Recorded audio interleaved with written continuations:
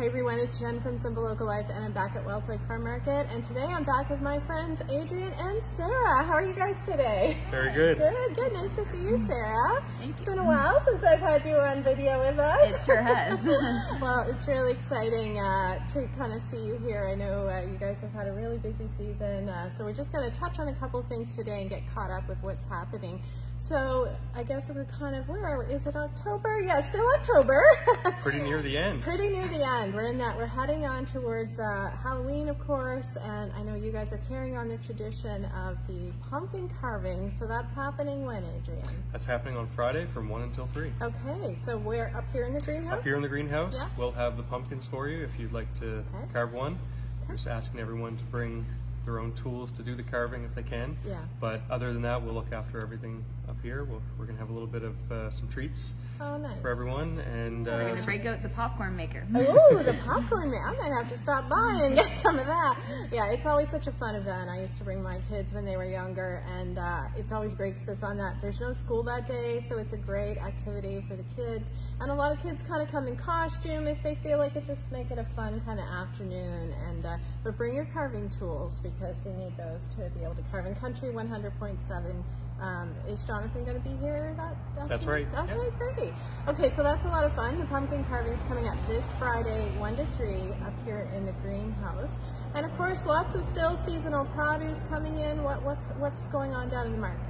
For sure, yeah. Just want to mention, just while we're touched on the pumpkin carving, we do have a great stock of pumpkins for the weekend. Jack-o'-lanterns, colorful ones, decorative ones. So if you still need your pumpkins or want to do some decorating, come on by. Oh, perfect. This is the weekend when a lot of people This carve. is the weekend, yeah, you bet. Perfect. So you get your pumpkins here, good. So, and then also, we've been talking a lot about apples this fall, and I mean, apples is one of the greatest things of the fall season. It is. And there are so many varieties. We're blessed being close to the Annapolis Valley. We've had a lot of seasonal apples so far, like a lot of the early varieties, and as the season progresses, we are getting everything that comes along. So two things, we just got in, 2 varieties of apples we got in the last week that you probably haven't seen before here yet this year, are the russets, which are very popular. We got some in last week and they were almost all gone, but we're getting more this week, so no worries. And the Cox Orange, which is an interesting apple you don't see everywhere, and you know, everyone has their own favorites.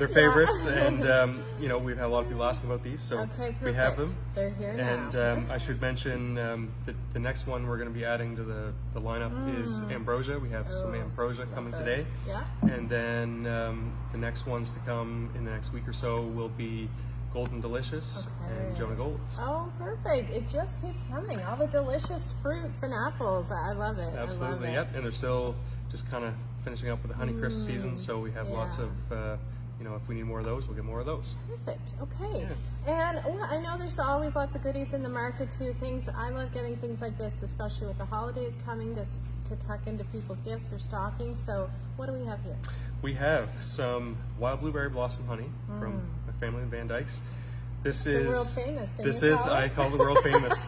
And you know, we've had so many questions this summer about this honey, and we've had to tell everyone, you know, it's such an exclusive product that we get it when they finally get all the hives harvested from the blueberry season. But this honey is made from the nectar from blueberry blossoms only. So they collect all the, you know, the honey that the bees have been making while they have the bees in the blueberry fields. And it has such a unique flavor. It does. And it's just so good, but it's while quantities last. They have a certain amount from the harvest this year, and we have a good stock of it right now. But as Jennifer mentioned, leading up to Christmas, what a gift, because it's such a unique honey.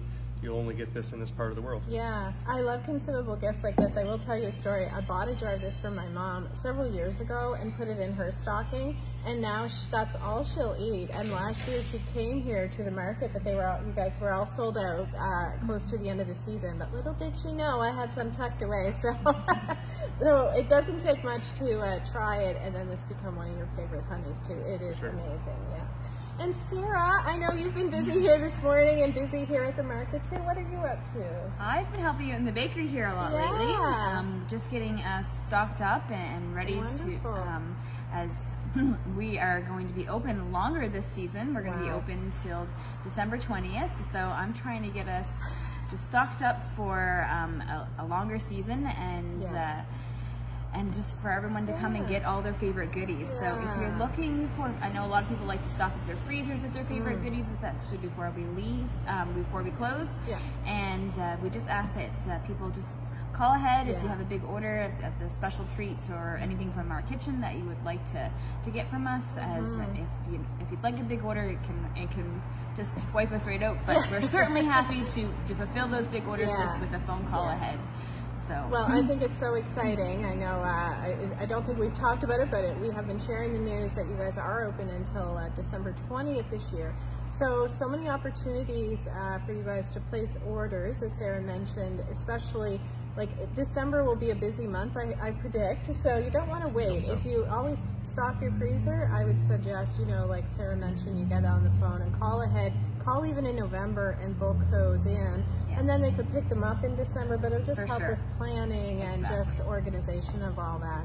And speaking of being open in December, another thing I know sometimes people might not realize, and something that I predict you'll be busy with in the month of December and leading up to it, is catering. Yes, we are able to offer catering for any like staff lunches or Christmas things or office lunches. We've got sandwiches and anything off our regular menu we can do catering for. And we just did a big catering order this morning of sandwiches for, unfortunately, a funeral, but still, you know, something that we can offer and just.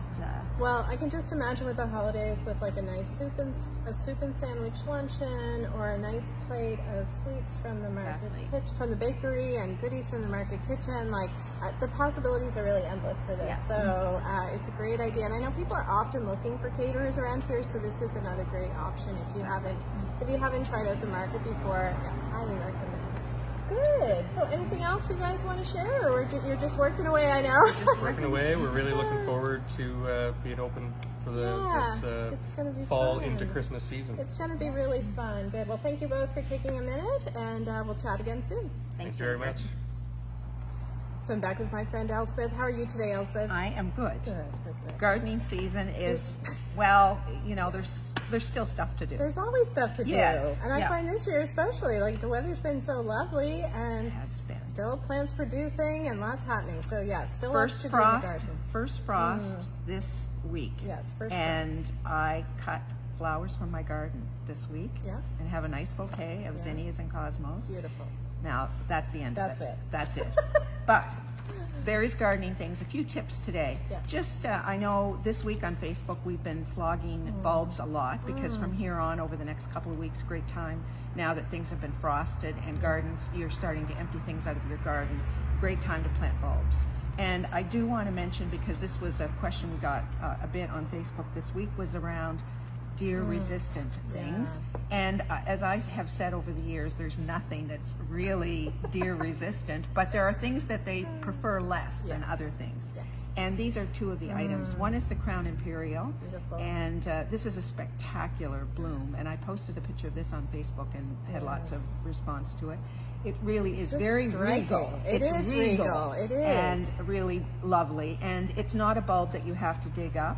It's one that you can leave in the ground, and this one is deer resistant. It smells like skunk. It does. That's why the deer don't like it. They don't want to go near skunks. The other one, and we have lots of different varieties of this. This is in the allium family. This is one of the really tall ones, but there's various heights. And again, deer don't really like this one because it has that strong oniony smell. And you will notice on the package that there is a little note here with big X through squirrels and deer. So then you can always look at the package or on the display to see that. But those are another beautiful. When they're in bloom, they're just like they just like stop you in your tracks. You're like, wow. And you know, the questions always with these is people will see them in the spring and say, can I buy that? Where yes, do I get that? You can buy that in the fall, but not right now. Now we're reminding you. We're reminding you, and we will continue to do that. But now that things have frosted and the nights are getting colder, absolutely pick up your bulbs. And we still have a good selection. A few things are sold out, but there's still a good selection. And the other thing that I want to mention is moving plants from outside inside. And I've been doing that, working on that in my own garden, so I thought I would share a couple of things. I put some asparagus fern in hanging baskets, And the truth is, fess up, I had lovely hanging baskets, and I don't know what happened. In almost 40 years of growing hanging baskets, I never had a problem, and this year I did. So my New Guinean patients didn't look good at the end of August, and I had a family event where there was going to be lots of company, and I thought, this isn't going to look good. So I came over here to the market, and I stuck some asparagus in hanging baskets, and they did really well. And now I'm going to move them inside. Okay. So one of the things that you should do is, there may be insects, bugs in this. Yes. I don't think there is. Okay. But for some things that you're moving from the outside in, you want to make sure you're not bringing something into your house that you're going to be battling with all winter. Yeah. So it's good to spray them with some insecticidal soap, and put them in your basement in a bright spot, and then spray them every couple of days to make sure that you've cleaned off anything that you know, is problematic, that you don't want to infect your plants with. But you can see, I'm just going to show the root system. This was grown in a hanging basket from, you know, the end of August, and look at the root system. I transplanted one this morning into a nice flower pot to go inside, and I have 4 of these that I'm going to move in. It's a little project for you. So everyone will know what I'm going to put in my garden next year will be those asparagus ferns. The other thing that I want to, my last little tip is around geraniums. And this is geraniums are commonly grown in the garden, and we sell a ton of them here. Yes. And this is just one that I have in a big pot. And lots of people will just take this and move it inside. And then they start to get, like, they'll look good for a while, but then come January, February, you'll find that a lot of the foliage will start to look brown, and they'll kind of die back. And my suggestion is that you take cuttings now off these, what I'll call the mother plant. And so that's what I've done in this little pot. I've put 2 cuttings in there. Now, the suggestion on doing a cutting is that you take from the nice new fresh growth, not the big old leaves that you find down here, but these soft new leaves that you find up near the top of the plant. And it's easy to identify. You can see that the stem is very green and lush looking, and that's the stem you want to take out. And the other thing, the tip is to cut it on an angle. So, and the reason for doing that is that you don't want to compress all the little vascular system within the stem that's going to absorb nutrients and water. And so by cutting it on an angle, you avoid doing that. Instead, if you cut it straight, then you often collapse that vascular system in the leaf, and then it won't absorb the nutrients or the water. Simple tips: clean up your plants, take them in, and you'll have something started for next year. Well, that sounds lovely, Elspeth. I'm going to check back and see how these are doing. I'll follow up. I will share my catastrophes, as I already have. Sounds good. Well, thank you so much, Elspeth, and thank you guys for watching.